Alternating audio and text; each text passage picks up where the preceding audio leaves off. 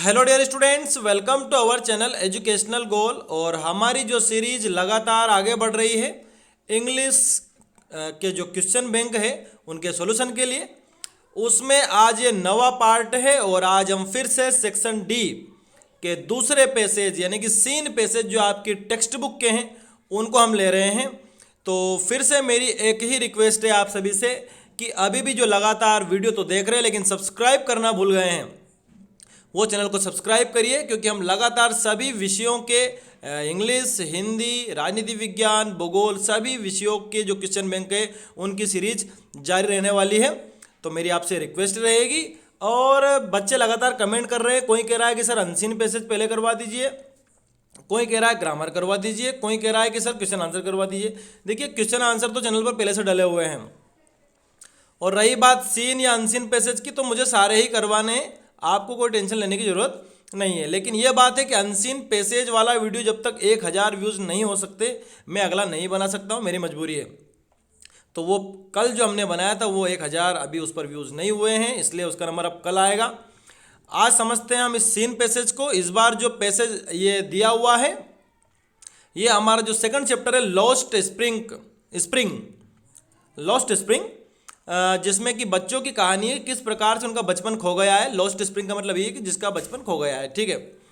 तो यहाँ पर साहेब की छोटी सी कहानी दी हुई है, पहले हम इसको पढ़ते हैं। साहेब आपको याद है कचरा उठाता था, जो प्लास्टिक से उठाता था, उसी की ये छोटा सा एक्सट्रैक्ट दिया हुआ है, देखते हैं इसको। Why do you do this, तुम इसको क्यों करते हो। I ask Saheb whom I encounter every morning scrounging for gold in the garbage dumps of my neighbourhood, कि तुम ये क्यों करते हो। मैंने साहेब से पूछा जो कि रोज सुबह मुझे उस कूड़े करकट में पड़ोस में मिल जाता है, इनकाउंटर हो जाता है, मतलब वो मेरे सामने आ जाता है रोज रोज, क्योंकि वो रोज ही आता है, वो रोज ही प्लास्टिक उठाने आता है। तो किसको मिल जाता है, लेखिका को मिल जाता है। लेखिका का नाम क्या है, अनीस जंग, ठीक है। तो वो पूछ रही है साहेब से कि तुम ये सब क्यों करते हो। तो देखिए, Saheb left his home long ago, Saheb अपना घर बहुत पहले ही छोड़ चुका है।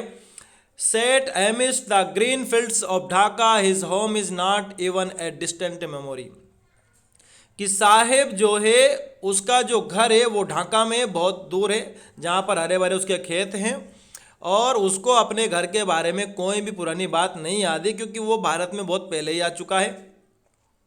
There were many storms that swept away their fields and homes, his mother tells him, कि वहाँ पर ऐसे अनेक तूफान आते थे जिनकी वजह से उनके घर बार बह जाते हैं, ऐसा उसकी माता जी उसको बताती है। किसको, साहेब को, कि भाई वो वहाँ से यहाँ क्यों आ गए।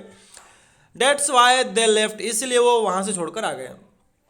Looking for gold in the big city where he now lives, और यहाँ पर अब बड़े शहर में आ गए, दिल्ली में आ गए, दिल्ली के सीमापुरी इलाके में रहते हैं सारे के सारे। तो यहाँ पर ये क्या करते हैं, दिल्ली में ये सभी प्लास्टिक्स को बीनते इकट्ठा करते हैं, ठीक है। तो यहाँ पर गोल्ड का मतलब यही है कि जो भी वो कूड़ा करकट उठाते हैं, बीनते हैं और उसको जब बेचते हैं तो उनको पैसे आते हैं। I have nothing else to do, मेरे पास करने के लिए कुछ भी नहीं है। ही मटर्स, उसने कहा। जब लेखिका ने पूछा कि भाई तुम ये सब क्यों करते हो, तो उसने बताया कि मेरे पास इसके अलावा कोई काम है भी नहीं। Looking away go to school I said glibly, जब उसने कहा कि मेरे पास तो कुछ दूसरा काम है भी नहीं, तब वो आसपास देख रहा था, वही मतलब वो प्लास्टिक देख रहा होगा। तो उसको लेखिका कहती कि भाई स्कूल जाओ, मैंने उसको कहा। Realising immediately how hollow the advice must sound, और जब मैंने उससे कहा कि भाई स्कूल जाओ, मुझे अच्छी तरह से पता था कि जो मैं कह रही हूँ, ये लेखिका है, तो वो कह रही है कि जो मैं इसको एडवाइस दे रही हूँ वो बहुत ही खोखली एडवाइस है, इस एडवाइस में कोई दम नहीं है। उसके बाद जब भोजन की व्यवस्था नहीं तो स्कूल क्यों जाएगा। There is no school in my neighbourhood, तो साहेब क्या कह रहा है कि मेरे पड़ोस में तो कोई स्कूल है ही नहीं।